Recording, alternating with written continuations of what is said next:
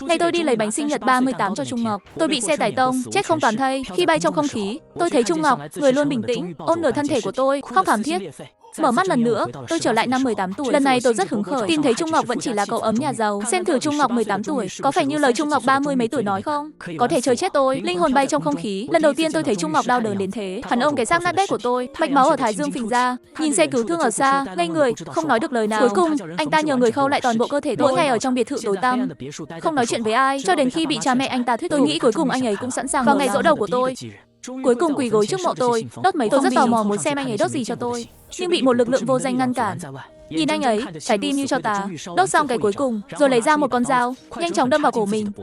Máu vương trên bia mộ tạo thành một khuôn mặt cười. Trung Ngọc mỉm cười tựa đầu vào bia mộ của tôi, từ từ nhắm mắt lại, cho đến khi nhân viên nhà tang lễ đến nhận xác anh ấy. Lúc đó tôi mới nhận ra, rồi trước mắt tối đen. Khi mở mắt lần nữa, tôi thấy mình trên máy bay, nhìn những khuôn mặt quen thuộc xung quanh, tôi mới nhận ra mình đã được tái sinh, sống lại vào ngày tôi 18 tuổi. Khi Thịnh gia yêu cầu tôi, trước đó, con trai duy nhất của gia đình Thịnh chết trong tai nạn xe hơi, đứa con hoang bị bắt về. Sau đó, gia đình Thịnh rơi vào khủng hoảng tài chính, cần cấp vốn lưu động để cứu vãn. Sau khi gặp mặt, Trung Ngọc không thèm ngước mắt lên liền yêu cầu tôi kết hôn với anh ta. Sau khi kết hôn, cần phải chịu đựng sắc mặt của những người lớn tuổi, nhưng Trung Ngọc cũng không phải là người tốt. Mặc dù khuôn mặt đó trông rất đẹp, nhưng anh ấy dù đã vẫn cần tôi cầm tay chỉ dẫn. Mỗi lần tôi nhìn, tôi phát hang.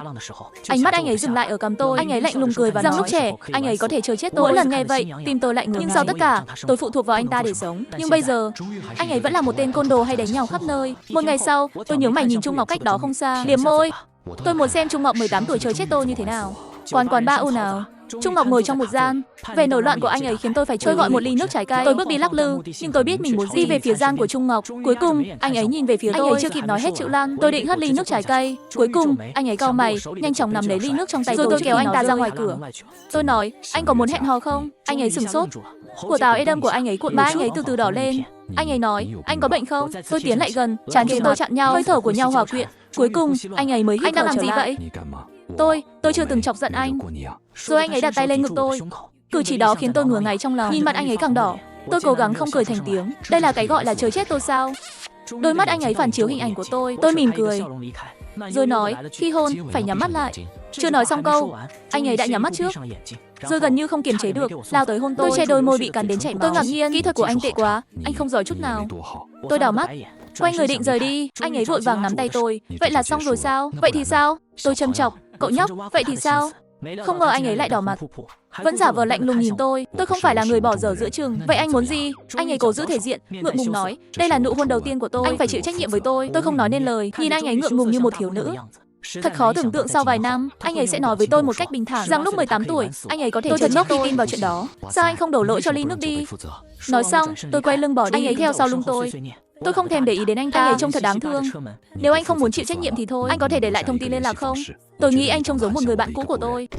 Khi gặp lại Trung Ngọc, vẫn ở trong con hẻm đó, một đám người đang vây đánh nhau. Tôi nhìn thấy từ xa, Trung Ngọc đang bị vây đánh. Tôi lấy điện thoại ra, phát tiếng còi xe cảnh sát, dọa bọn anh ấy ngước mắt nhìn tôi, nhếch miệng nở một nụ cười mỉa mai.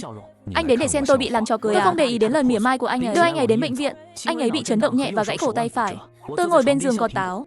Anh ấy nhìn tôi với vẻ mặt đau khổ và xin lỗi. Xin lỗi vì để anh phải trả chi phí. Sau khi xuất viện, tôi nhất định sẽ trả lại. Cầm hột táo trong tay, tôi từ từ ngẩng đầu. Ở một nụ cười tàn nhẫn, anh sẽ trả lại tiền. Anh lấy gì để trả? Anh có tiền không? Tiền từ đâu ra? Anh ấy bị hàng loạt câu hỏi của tôi làm cho cúi đầu. Nước mắt rơi từ mắt anh ấy, rơi xuống lớp thạch cao trên cổ tay. Xin lỗi, nhưng anh vẫn phải trả tiền. Cũng được, nhưng tôi không muốn anh trả bằng tiền. Anh ấy như nắm được cọng rơm cứu mạng, ngẩng đầu lên, mắt sáng lên, nhìn tôi mỉm cười, đưa tay chạm vào ngực Trung Ngọc, từ từ di chuyển xuống dưới. Anh ấy mở to mắt, hơi thở nặng nề, nhìn tôi chằm chằm. Tôi nhíu mắt, đưa lưỡi liếm môi dưới, hy vọng anh tự hiểu. Cuối cùng, anh ấy nuốt nước miếng, nhìn chằm chằm vào tôi, môi anh ấy run rẩy, không nói được lời nào. Nhìn ánh mắt vừa vội vàng vừa mong đợi của anh ấy, tôi hài lòng vỗ vai anh ấy. Hãy học tập chăm chỉ, kiếm tiền trả lại cho tôi. Nhân tiện, anh đỏ mặt như vậy, đang nghĩ gì thế? Anh ấy nhìn tôi một cái, nhanh chóng nhìn đi chỗ khác. Tôi cười hì hì vỗ vai anh ấy. Học tập chăm chỉ nhé. Trung Ngọc quay đầu, tức giận không nhìn tôi, nhưng không sao. Từ giờ, khi ra sẽ lẻn đến trường trung học số 2 để xem anh. Vừa vào trường, tôi thấy Trung Ngọc đang đứng phạt bên ngoài phòng giáo viên. Khoảnh khắc nhìn thấy tôi, mắt anh ấy sáng lên, rồi quay lưng, hừ một tiếng, ra vẻ lại đến để cười nhạo tôi à? Tôi đến xem anh có học tập chăm chỉ không? Dù sao anh vẫn nợ tôi rất nhiều tiền. Anh ấy lại hừ một tiếng, vẫn không chịu quay lại. Tôi thấy anh ấy vặn vẹo, có vẻ không. Bỗng nhiên tôi nhớ ra, Trung Ngọc chỉ trở về gia đình chung khi 20 tuổi. Trong nhiều năm, anh ấy đã lớn lên một mình. Trung Ngọc từng kể rằng anh ấy bị bắt nạt ở trường trung học, không ai ủng hộ. Để không bị bắt nạt, anh ấy phải đánh nhau với người ngoài trường, làm cho danh tiếng của mình trở nên xấu. Cuối cùng, không ai dám bắt nạt anh ấy. Tôi đã tin. Tôi nắm lấy cánh tay của Trung Ngọc, anh ấy miễn cưỡng quay lại, Tôi thấy xương mày chảy xước, hốc mắt bầm tím, tôi cảm thấy cay cay ở mũi. Tôi tát mạnh vào ngực anh ấy. Không phải tôi bảo anh đừng đánh nhau sao? Tôi nhăn mặt, kéo anh ấy ra khỏi trường, đến một khách sạn gọi người mua thuốc, đẩy anh ấy ngồi xuống giường. Tôi không giận, tôi lục lọi túi thuốc, không biết phải bôi thuốc nào. Anh ấy nói, không sao, bây giờ tôi không còn đau nữa. Tôi đè miếng bông cồn lên vết thương trên mặt anh ấy trắng bệch, nằm trên giường, nhìn trần nhà, như mất hết hy vọng. Chỉ sau mấy ngày không gặp, anh ấy đã có rất nhiều vết thương. Anh ấy nằm nghiêng một bên, tét vào cởi quần áo, để lộ cơ bụng đẹp. Tôi ngồi xổm xuống, tiếp tục, mặt không đổi sắc, dùng gạc khử trùng vết thương. Không biết mất bao lâu để hoàn thành. Tôi đứng dậy, nhưng khi đứng dậy, tôi vô tình chạm vào người anh ấy. Anh ấy rên rỉ, đưa tay ôm eo tôi. Lòng bàn tay của anh ấy chậm rãi vuốt ve eo tôi. Anh có chút không nghe lời đỏ bừng, mặt như muốn chảy máu, tránh ánh mắt tôi. Tôi nở một nụ cười đầy ẩn ý. Ngón tay tôi chạm vào anh ấy, khiến anh ấy run rẩy. 2 năm sau, khi gặp lại Tạ Kim Hàm, mọi người đều nói tôi là kẻ hèn mọn bên cạnh anh ấy, bị liệt trên giường, còn phải đứng dậy run rẩy nấu ăn cho anh ta. Nhưng không ai biết, tôi chỉ theo đuổi anh ta để có thể về nhà. Cho đến một ngày, tôi phát hiện đối tượng công lược bị ràng buộc sai. Vậy tôi không do dự mà biến mất khỏi thế giới của anh ấy. Nhưng không ngờ, Tạ Kim Hàm, người chưa bao giờ nhìn thẳng vào mắt tôi, lại tìm kiếm tôi như điên. Khi gặp mặt, anh ta vẻ mặt lạnh lùng nắm lấy cổ tay tôi. Em tự quay lại với anh, hay để anh trói em lại? Hệ thống, cậu ràng buộc sai người rồi. Đây là nhân vật phản diện. Tôi lập tức choáng váng, nhận ra mình đã nhầm đối tượng. Sao bây giờ mày mới nói cho tao biết? Lời nói vừa dứt, Tạ Kim Hàm đẩy cửa vào, vẻ mặt vẫn lạnh lùng, thờ ơ, khác hẳn với con thú 3 ngày trước. Đó chỉ là ảo tưởng của tôi. Dậy đi nấu ăn, rồi về nhà. 2 năm qua, tôi đã là một con chó liếm tận tâm. Nhưng sau 3 ngày hôn mê, không còn thấy hình ảnh con thú. Khi tỉnh dậy, điều đầu tiên anh ta làm là bảo tôi đi nấu ăn. Tôi thầm nghĩ, đàn ông cuối cùng, tôi không cần phải hầu hạ anh ta. Tôi có chuyện muốn nói với anh.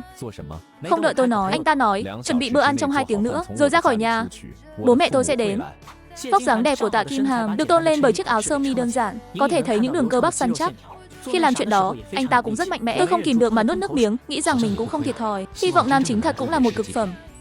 Tạ Kim Hàm, chúng ta chia tay đi. Nói xong, tôi không quan tâm đến anh ta nữa. Nhưng khi tôi mặc áo khoác, sau khi che đi những dấu vết trên người, Tạ Kim Hàm vẫn đứng yên tại chỗ. Này, anh ta hình như cuối cùng cũng hiểu tôi đang nói gì.